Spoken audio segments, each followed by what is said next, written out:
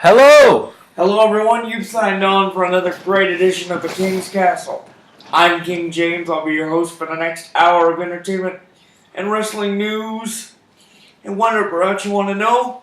And here to help me break it down as always is my colleague, the always reliable and rarely shy but very NC, Larry Chopin. Very NC. Because you're wearing blue and white. No, I've got a Kentucky shirt on actually, but yes, blue and white. Just kidding. He is originally from Kentucky, folks. Anyway,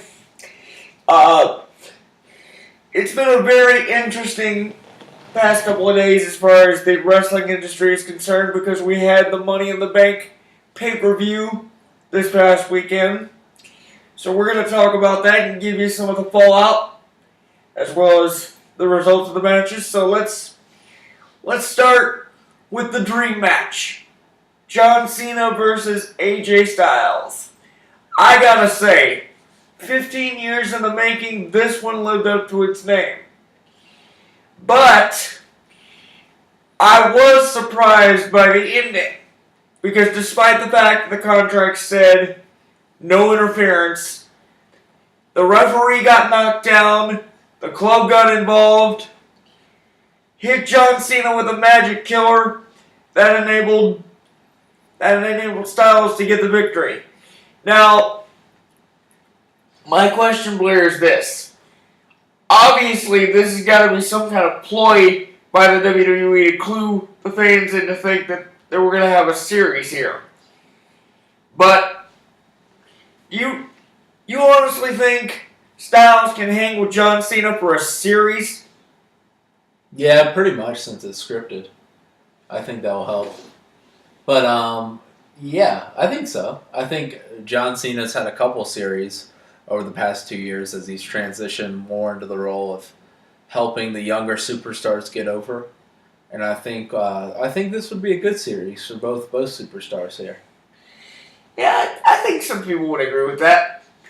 But anyway, as far as the results of some of the other matches, we saw the New Day successfully retain their tag team titles. And we saw Rusev retain the U.S. title. But a big twist, in my opinion, came in the women's match. We saw Charlotte and Dana Brooke against Natalya and Becky Lynch. Charlotte and Dana got lucky again and got the victory. But the biggest twist was the fact that Natalya turned heel following the match and beat the snot out of Becky. Now, I gotta say, Natalya is no stranger to being a heel, but this has got to be a sign because let's be honest, she's always been saying that divas are supposed to be role models in the wrestling industry, but if she doesn't change her ways, her days are numbered, in my opinion. I would disagree with that. Why is that? Because they obviously have a plan for her. I don't think they're phasing her out of the industry at all. They have a plan for her, and their plan for her was for her to turn heel. So I don't know why. But why would that make her days in the industry not? As I said, maybe she could have a change of heart and a change of thinking, because Hulk Hogan, Hollywood, the Hulkster, one day was all eat your Wheaties, eat your vitamins. I'm going to be a role model for children, and then 2 days later, he was, I hate children, I hate America, I'm Hollywood Hulk Hogan. It was take your vitamins, say your prayers, by the way. But the thing about it is, Blair,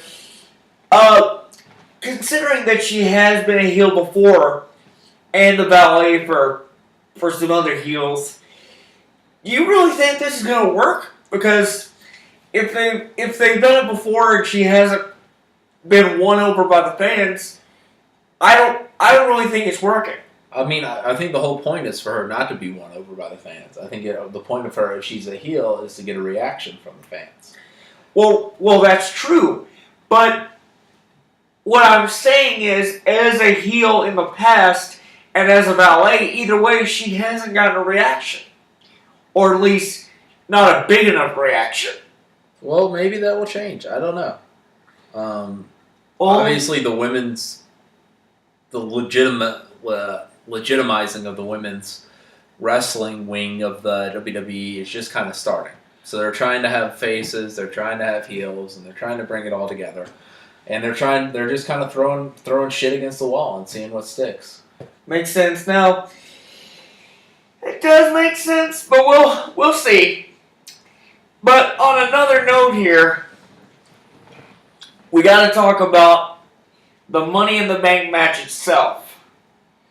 I gotta say, this one stole the show, in my opinion.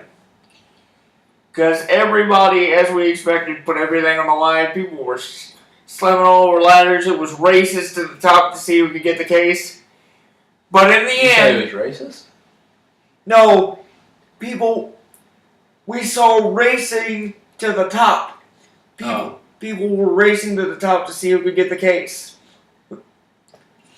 But in the end, my prediction rang true when Dean Ambrose grabbed the briefcase, and he was Mr. Money in the Bank. And I say was very loosely. You'll find out why in a moment.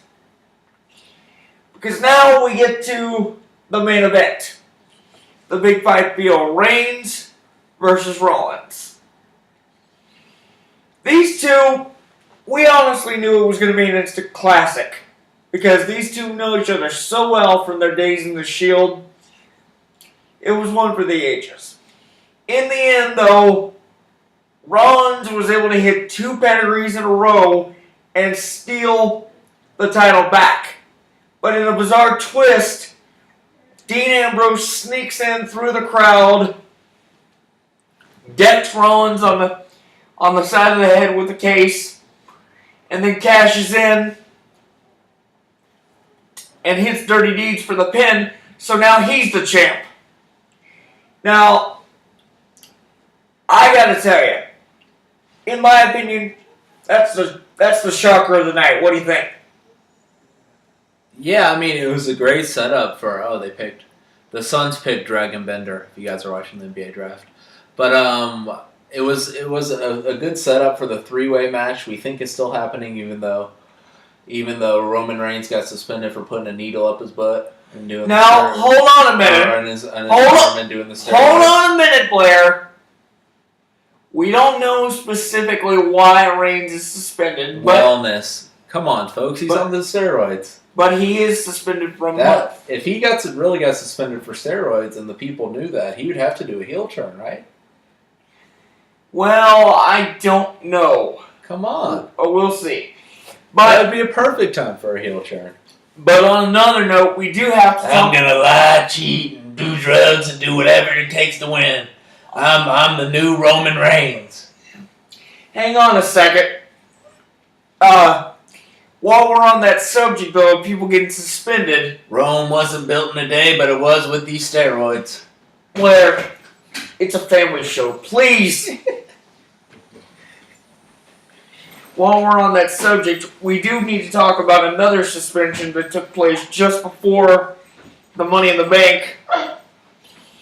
And I certainly wish I didn't have to say this, but due to an apparent domestic dispute, Jerry the King Lawler has been indefinitely suspended.